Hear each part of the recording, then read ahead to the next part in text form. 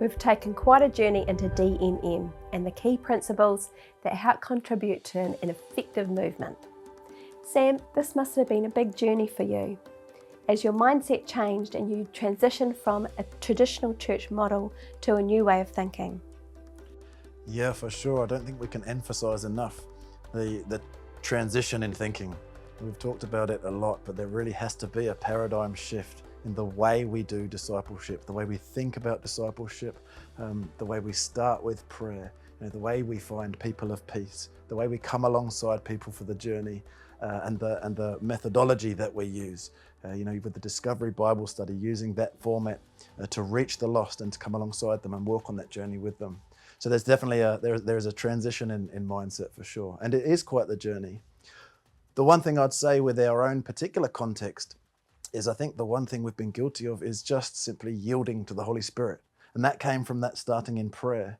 I feel like we've sort of yielded ourselves to him and he's been the one that's led us. He's standing at the helm of the ship and we're along for the ride, to be honest.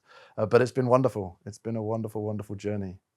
The other thing I'd say on that is, again, when you look through the book of Acts and you see these things start to take place, you see discipleship modeled, you see the messy church, and you read of scriptures such as 3,000 were added to their number in one day. And we get very excited about that. But what I sort of want to urge people to do is read the rest of the book with an open mind. We see how messy that church is, and we see that there was a letting go of control and yielding over to the Holy Spirit and allowing him to do his work in building the church. Jesus said to the Apostle Peter, "On this rock I will build my church." It's his work, it's his church, and he's the one that's doing the doing. We really just follow. And again, that comes back to beginning everything with prayer. That's huge, Sam. Can you tell me a little bit more about the beginning of your journey with DMM? Yeah, I can. It started with us. We had an existing men's group, and the Discovery Bible Study had been dropped in our lap at that point. We'd been through the process of coming to prayer, and we thought we'd give it a go. So within this men's group, we introduced the Discovery Bible Study. And what we found was men's groups started replicating, which was wonderful. So we then applied it to women's fellowship. We applied it to family groups. We applied it to kids ministry. Even in our kids' church, we started using a Discovery Bible Study amongst the kids. And my own children will now lead Discovery Bible Studies. This is the joy and the wonder behind the simplicity of it. Anyone can do it. Absolutely anyone can lead a DBS and lead someone in a Discovery Bible Study and in discipleship. But I have to emphasize, and I don't think it can be emphasized enough, that it's a slow start.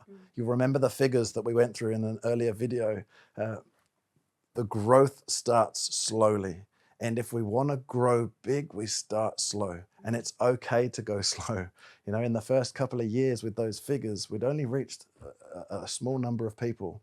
But with that exponential growth, you reach a stage and suddenly that multiplication starts to kick in. And when that does, it's an exciting time. Yes, I'm so challenged by those numbers. How do we know that our movement is working, even if it's slow at the beginning? Yeah, it's a great question. And I think there's evidence we need to look out for. The first evidence I look for is multiplication. If a group isn't multiplying, there's something wrong.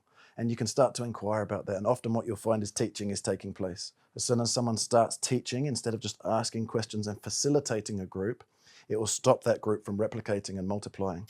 So that's the number one, multiplication. That needs to be taking place within our groups. The second evidence I look for is social change, because you see this through the Bible, and I'll give you an example in just a second.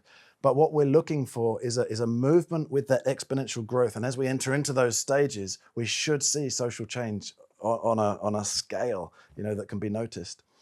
I love in the book of Acts, once again, to refer back to Acts again. You can understand that this is one of my favorite books at the moment. But in Acts 19, we see something amazing taking place. We see the Apostle Paul in Ephesus, and he goes into the synagogue, as is his custom, and he begins to teach. He takes 12 disciples at that point, and he comes under pressure. And so he withdraws to the lecture theatre of Tyrannus. So he's gone in here with 12 disciples.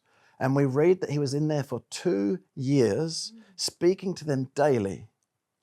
The next statement we read fascinates me, because we read that all the Jews and the Greeks in the whole of Asia Minor heard the word of the Lord. That's about 2 million people. So in 2 years, we've gone from 12 to a minimum of 2 million. That figure is the minimum amount of people. It could be a lot larger than that. But even if we go with 2 million, the only model that can be used there is this exponential growth, is this disciples that make disciples that make disciples. Now, here's another point. Where was Timothy ministering? He was in Ephesus. And it was in the book of 2 Timothy 2:2, you'll remember, that we read of these 5 levels of discipleship.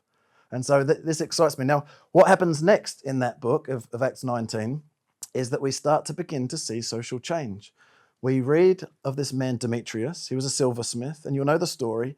He is making silver shrines to the goddess Artemis, and he starts complaining because he's going out of business. And so it all kicks up, and that leads on into the rest of the book of Acts, and you can see how that gets Paul into so much trouble. But the point is that this movement was bringing about social change. Yeah. Now, that's exactly what we're seeing in our local context, and it's wonderful to behold. We are seeing drug addicts being set free. We are seeing ex-gang members handing in their patches and their Harley Davidson and coming to Jesus. Someone I'd consider one of my closest brothers of the moment has been exactly that. And he was heavily involved in the gangs. He is a patched up gang member. He was a drug dealer. He'd done 11 years in prison. Now he's on fire for the Lord, walking with Jesus. He's facilitated DBSs. He's going amazing. And this is over quite a short period of time. We've seen other family members that we've been praying into by name come to the Lord and be baptized. Now, these are some of the head families of the local gangs in our area. It's not all gang related and all the rest of it. We're also seeing families coming to Jesus, and we're seeing children coming to Jesus and entering into this journey of discipleship. It is for everybody, and it's the most wonderful journey that you can go on alongside someone, because you're seeing someone going from the world into this beautiful transitioning and transformation into a child of God. Amazing. It's wonderful what God is doing. So now it's up to you. Maybe this is the first time you've encountered DMM, or maybe you've been learning about it for a while. Our hope is that this training will equip you further as you take your next step in obedience to Christ, as we together take the Great Commission more seriously.